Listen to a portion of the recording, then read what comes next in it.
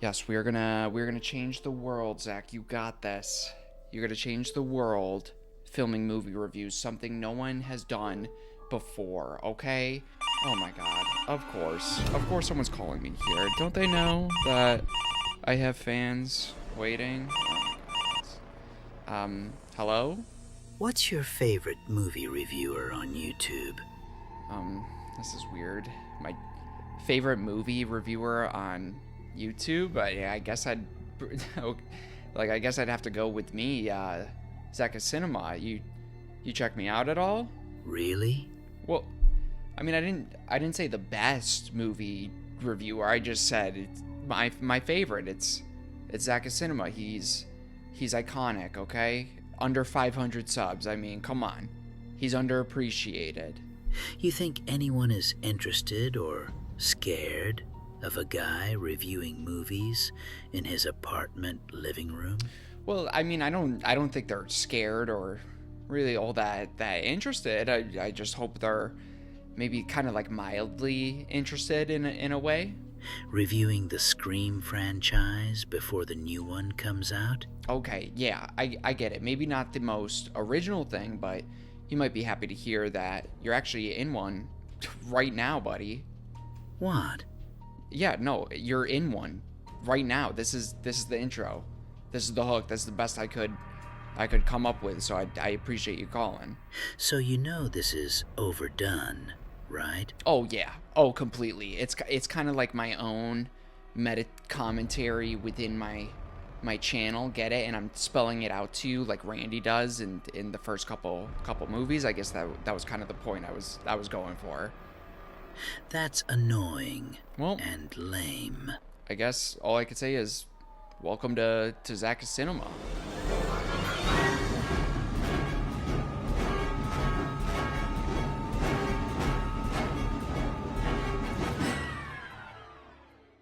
Hello, everybody, and welcome back to ZakIsCinema. If you're one of those people that love talking about movies, but find yourself having nobody to talk to about movies, well, buddy, you have finally found the right place, and consider joining here at ZakIsCinema. Today, we are going to be reviewing and discussing the 1996 film Scream. A masked killer begins terrorizing a small town, targeting high school students while playing a twisted game that blends real murders with the rules of horror movies. We obviously have the 7th installment in the Scream franchise coming out later in February on the channel here, like I've done with other franchises leading up to Scream 7's release. We are going to be covering every single Scream movie leading up to the brand new one. So without further ado, let's jump into the review and discussion here, starting with the positives or just the things that I enjoyed most about this movie. Now, honestly, probably throughout this whole review, but specifically when I'm talking about the movie's opening, I really don't think there's anything new or different I can really add when I praise this movie's opening. But to me, it is not only one of my favorite openings in a movie, but I think it's one of the best horror movie openings of all time. It's so interesting seeing how they really kind of played audiences in such a smart way by casting Drew Barrymore, putting her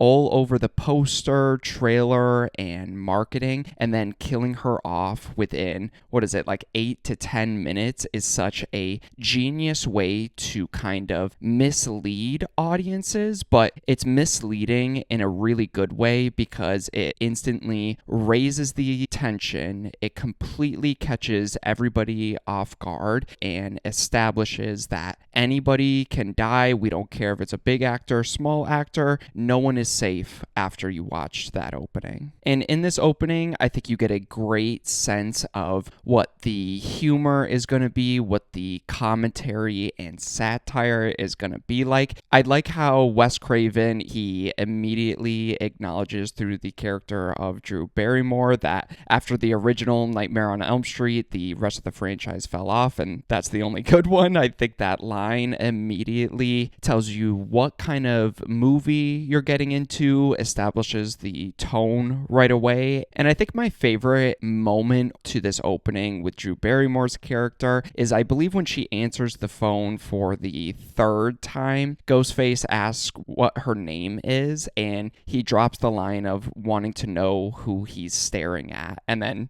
immediately corrects himself to who he's talking to. But every time that line plays out, my heart sinks a little. It's such a simple line, but genuinely terrifying, and kind of puts you in that moment with her because it's so unexpected. And to me, I could never imagine hearing somebody say that to me while I'm talking to them on the phone and I don't know who I'm talking to. And I also think this opening has one of the best kills or moments of gore throughout the entire franchise. I love the scene with Steve out in the back patio, and Ghostface cuts the lights for a second, turns the lights back on, and you see all his guts just cut open, spilling out on the patio. I think it's very over the top, but it's graphic enough to kind of give you what you want from a slasher movie. And we'll get into it because I really wish they did that a lot more, not only in this movie, but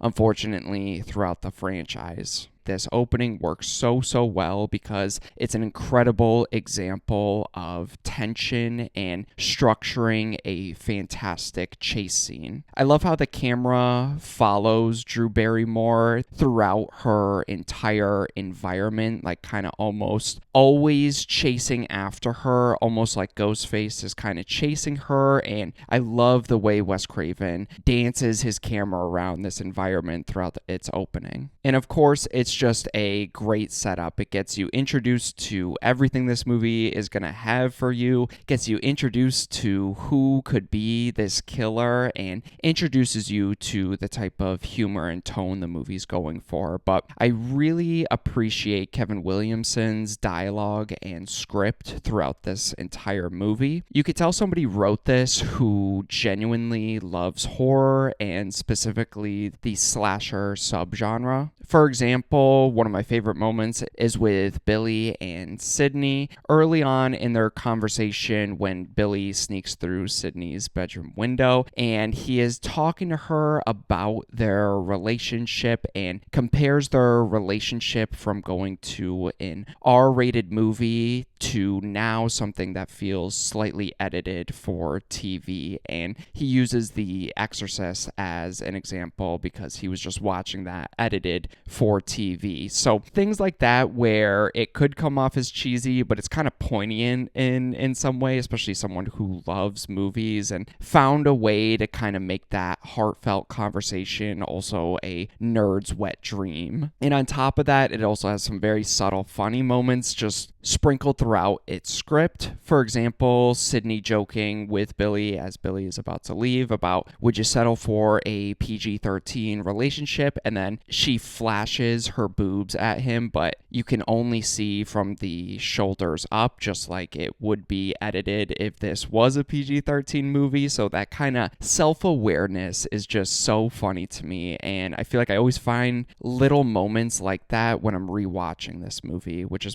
one of my favorite parts. I also really like how quickly and effectively they make Sydney such a likable and interesting final girl. There's immediately some mystery set up with her past, especially stuff revolving around her mother and her family. They don't really dump a bunch of exposition onto you about Sydney. It's kind of slowly hinted at through police interviews, conversations with friends, brief news reports, and it just kind of makes you want to learn a little bit more about that situation and how it's impacted Sydney. So they set up those little breadcrumbs throughout the movie to really make you more interested in the main character. And like any great slasher or whodunit style of movie, I love how they just create a society and community full of red herrings. For example, Sydney's dad is out of town from the very beginning, which kind of sets him up. The school's principal kind of acts a little weird and unhinged. Stu and Billy definitely seem kind of unstable, but they always conveniently have alibis with both of their girlfriends. Like, everybody feels suspicious, but it's kind of hard to narrow down just one person, which is truly incredible. And I like how the movie, with its self-aware nature, kind of immediately acknowledges that the boyfriend with Billy would be the most obvious killer. And the movie actually tries to actively get you off his radar as soon as possible. Within the first 20-25 minutes, Billy gets arrested, his phone records are checked, and he's cleared. So the rest of the runtime, you're just kind of assuming he's a red herring trying to lead you astray from who the real actual killer is. Here at ZakIsCinema, I am a huge fan of the TV show Friends, and the first time I saw this movie, I was completely shocked and taken aback with how different Gail portrays herself here compared to her character of Monica on Friends. And with this movie coming out in the late 90s, right around the Friends airing, I think that contrast is exactly why Gail worked so well back then, and at least to me, works so well currently. She's sharp, she is aggressive and unexpectedly funny. That kind of throws you off when you're kind of suspecting she might be a similar character to her most famous one with Monica in Friends. So I just love that contrast that they go for here. It doesn't seem like a lot of people, but I have seen some mixed things on the character of Dewey, or just don't really like him all that much. But to me, I think he is one of my favorite characters in this entire franchise. His over-the-top acting and goofy buffoonery nature really works for me. He is so incredibly likable, and I love how his character always genuinely tries to look out for people. And in this first movie, he's always looking out for Sydney, and not in like a creepy way or trying to get with her sort of way, just like a genuine older brother kind of nature he has. So I adore Dewey. I think his character traits really make up for some of his buffoonery nature, and I just genuinely don't understand people that don't have Dewey as like one of their favorite characters. I think little moments with Dewey, like him licking pink ice cream next to a cop that is smoking a cigarette, and they're both going back and forth with this police dialogue. The cop is chain smoking and Dewey is hardcore licking his ice cream cone, are the perfect amounts of goofy and over the top nature without breaking the movie or going too far with the tone. So I love just little funny moments like that, and